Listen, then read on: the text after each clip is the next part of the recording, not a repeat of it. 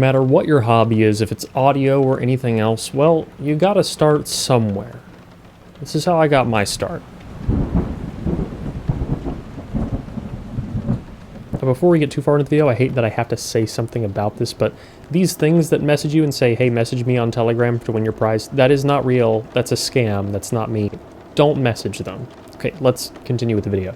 Many years ago, when I was young, my family always had music playing in the house. My dad had a set of Polk monitor speakers, those ones with a square tweeter up top, 2 mid-ranges, and a 10-inch passive radiator. They collected CDs and records. They worked in the music industry, so they were always into music. As long as I had been alive, there were instruments, various sources of playback media all over the place. And I would use my dad's headphones from time to time. He had what I believe was the equivalent of the MDR 7506s that he would take with him to do live events, so I got to hear things like that on occasion, but I had never really owned anything like that myself. I mean, most of my childhood, I would play a computer game through, well, a guitar amplifier or some other sort of speaker that I could just set up. And granted, those were almost always like mono sources that did not sound very good. I had some computer speakers at one point that were, I think, Packard Bell. It was like beige, old, towery looking computer speakers that were just mid-range. But I always loved when I could borrow my dad's headphones and get kind of sucked into that world, just totally isolated, me and the music and no distractions, and being able to hear it in a stereo image rather than just like a mono guitar speaker in my room. That was always a great experience. And I loved the days when I would take with me a CD player or something like that on a field trip. I did have a little Walkman, which at the time, that was like, if you had a Walkman, that was wicked. And I'd use the little Sony, like, wrap around your ear kind of KSC 75 style headphones that came with it. I thought that was great.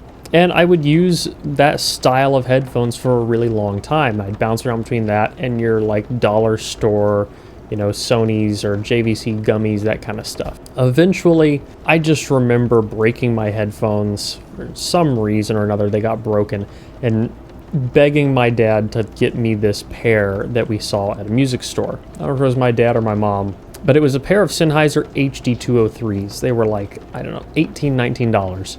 And eventually they caved, and they got me the like $18, $19 headphones. And I was like, hey, look, if you get me these, I can use them while I'm mowing the yard. It's good ear protection. You know, I can plug them up to my CD player.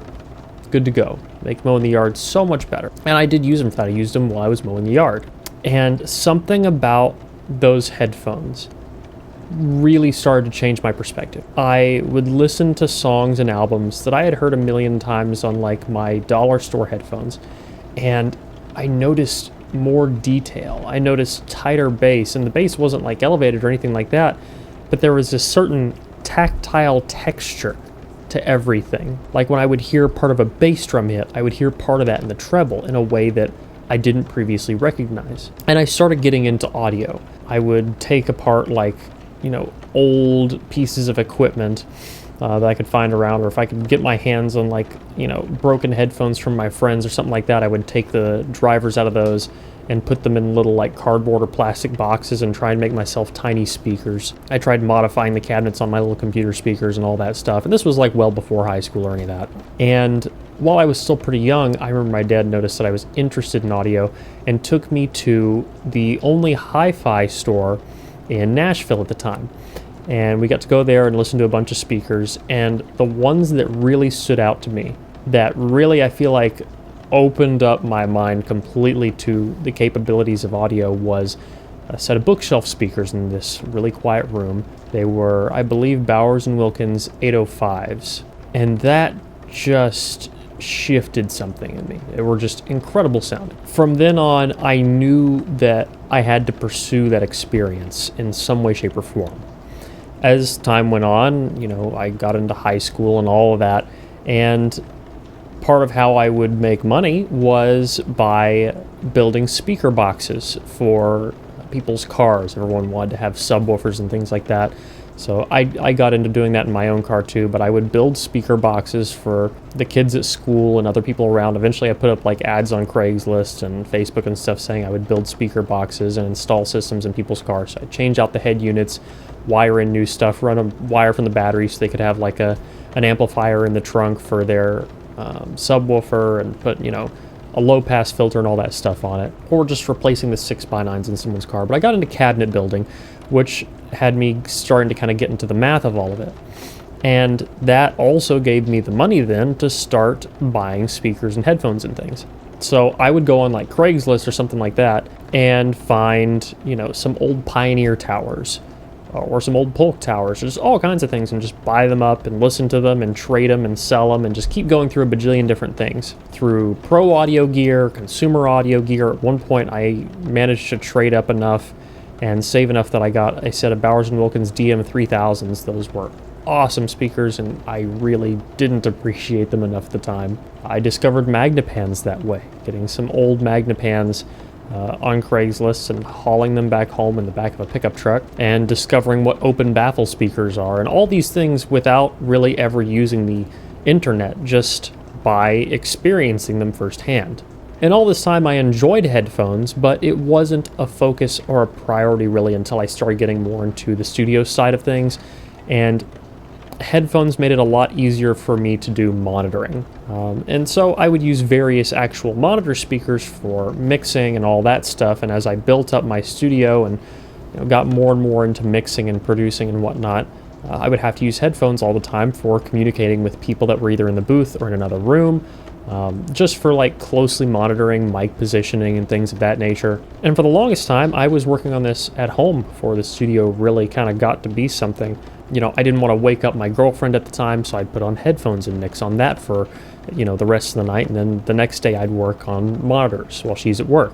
And then I'd go to work all through the evening, come home, do studio stuff late at night, and the cycle would repeat itself. And eventually I got myself a set of HD 650s. And that carried me for about 10 years as my main pair of headphones. You know, and I used various monitor speakers. I tried other things. In high school, I tried Beats, I tried Bose, I tried all the other weird stuff. But those Sennheisers stuck with me. I mean, enough that I still keep a pair of 650s pretty much constantly. At all times, I have a pair of 650s somewhere in my collection, and the 6XX, of course, too. It's really impossible to nail down one moment where it all started, where everything all culminated from, because it was more of a compounding series of events of me just becoming more and more interested in this hobby over time. And it didn't turn into a career until long after I became involved in the communities of this hobby on the internet. I even remember when I was in high school and it was getting to the point where everyone was saying, hey, you got to go to college, figure out what you want to do. So I emailed Bowers & Wilkins and was like, hey, some of your speakers really blew my mind when I was younger and got me into this hobby. What do I need to go to school for to pursue audio, to work for a company like you guys? They were really cool with me. They were like, you know, hey, you know, definitely look into these different areas, but the best thing you can do is like learn hands-on and just experiment with things. You know, try and learn as much as you possibly can, because there isn't really like a class you can take on how to design a speaker and get a degree in that. And that was my dream for the longest time, was just to design really crazy speakers. And over time that shifted more and more into just working in something related to audio, which became the studio field, and now, which is a fantastic job, telling you guys about audio and about the things I love and reviewing audio and, you know, pros and cons, headphones, speakers, all of it. And I couldn't be more thankful for that. I still feel very strongly that at some point in my life I would love to make my own speakers and headphones, and that will eventually happen. But even having learned all that I have, there's still so much more to learn before something like that is possible. At least to the level of quality that I would want it to be done at. Which isn't to say that I don't have some projects in the works, one of which you guys might actually hear about in the next couple of months. We'll see on that.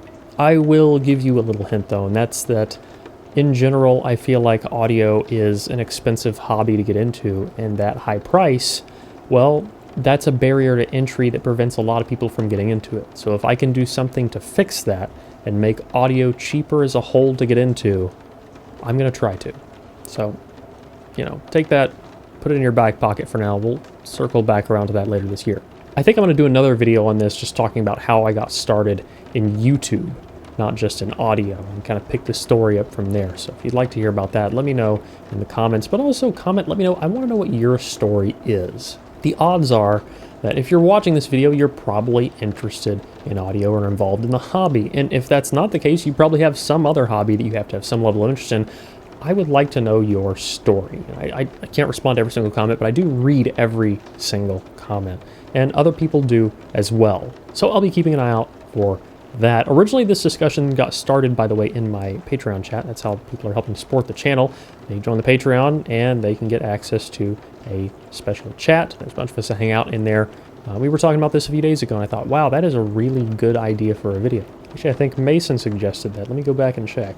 Mason did suggest that. Good idea, Mason. Here's your explanation on how I got into audio. That, guys, is going to wrap this video up. If you liked it, please leave a like down below. Comment letting me know what you want to see in the future. If you want to see the video about how I got into YouTube and how it became what it is today. Other than that, if you want to support the channel and get active at the Patreon, the link in the video description, join that Telegram chat I told you guys about. As always, don't forget to stick around and subscribe for more videos like this in the future.